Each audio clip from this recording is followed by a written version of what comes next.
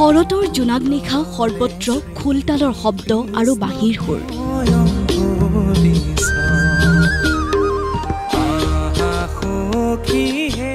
ৰাস উৎসৱৰ আয়োজনত উখল মাখল মাজুলী।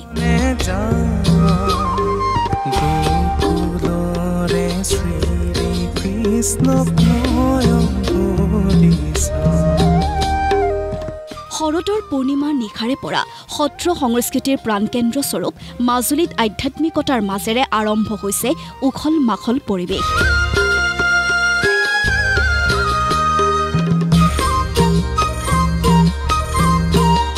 কিয়নো সিদিনাৰে পৰা অনুষ্ঠিত হৈছে শ্ৰীকৃষ্ণৰ ৰাস উৎসৱ।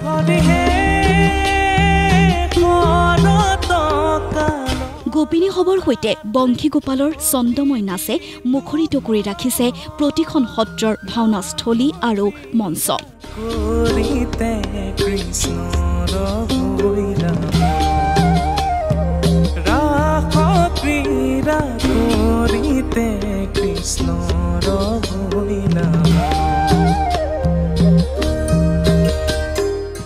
মাজুলীৰ মনোমোহা ৰাস উৎসৱ চাবলৈ ৰাজ্যৰ লগতে বিদেশী পৰ্যটকসকলো আহি সমবেত হৈছে।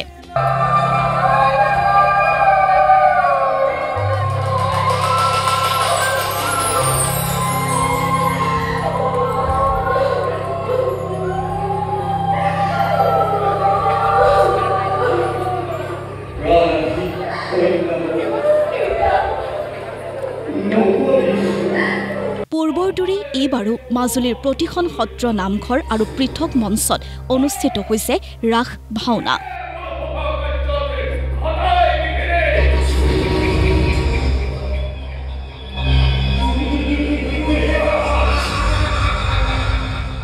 এইবাৰ 12খন সত্ৰ আৰু 67খন মঞ্চত অনুষ্ঠিত কৰা হৈছে ৰাস উৎসৱ।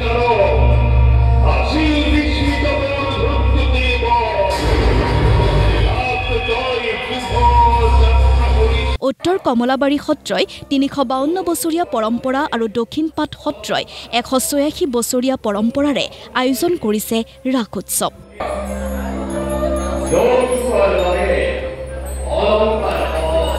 সকলো মিলি মাজুলীৰ ৰাস উৎসৱত পূৰ্বৰ দৰে সৃষ্টি হৈছে উলাহ উদ্দীপনাৰ।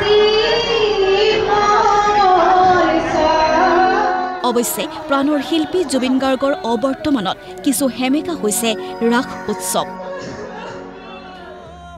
মাজুলীৰ এনে জীৱন্ত ৰাসৰ বিপৰীতে নামনিৰ নলবাৰীৰ হৰি মন্দিৰত মৃন্ময় মূৰ্তিৰে আয়োজন কৰা হৈছে ৰাস উৎসৱৰ।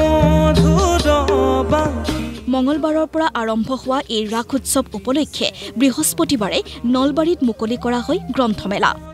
অসম প্ৰকাশন পৰিষদে আয়োজন কৰা গ্ৰন্থমেলা মুকলি কৰি শিক্ষামন্ত্ৰী ডাঃ ৰণোজ পেগুৱে ৰাইজক গ্ৰন্থমেলালৈ আহিবলৈ আহ্বান জনায়।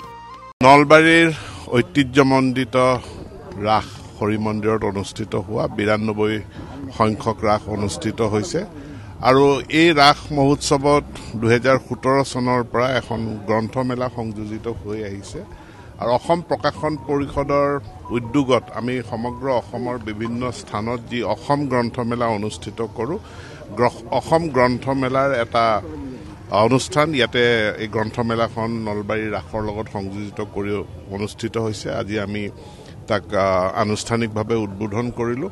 মই সকলো ৰাইজক কিতাপৰ গ্ৰন্থমেলালৈ আহিবলৈ, কিতাপ কিনিবলৈ অনুৰোধ জনাইছোঁ। ৰাসৰ সৈতে প্ৰজ্ঞাৰ সংযোগ আছে, এই কথাও কয় শিক্ষামন্ত্ৰীয়ে। ৰাস হ'ল ঐশ্বৰিক প্ৰেম, ভগৱত ভক্তি, ইয়াৰ লগত প্ৰজ্ঞা। যিহেতু শ্ৰীকৃষ্ণ আমাৰ আটাইতকৈ ডাঙৰ শিক্ষাগুৰু, যি আমাক ভাগৱত গীতাৰ জৰিয়তে জীৱন সম্পৰ্কে তেখেতে আমাক শিক্ষা দি গৈছে আৰু তাৰ লগত আমাৰ কৃষ্টি সংস্কৃতি জড়িত। এই 4টা উপাদান যে ঐশ্বৰিক প্ৰেম, ভক্তি, প্ৰজ্ঞা আৰু সংস্কৃতি, এই 4টাৰ সমাহাৰত ৰাস উদযাপিত হয়। মাজুলী নলবাৰীৰ দৰেই ৰাজ্যৰ অন্যান্য প্ৰান্ততো চলি আছে ৰাস উৎসৱ। ব্যুৰো ৰিপৰ্ট, প্ৰতিদিন টাইম।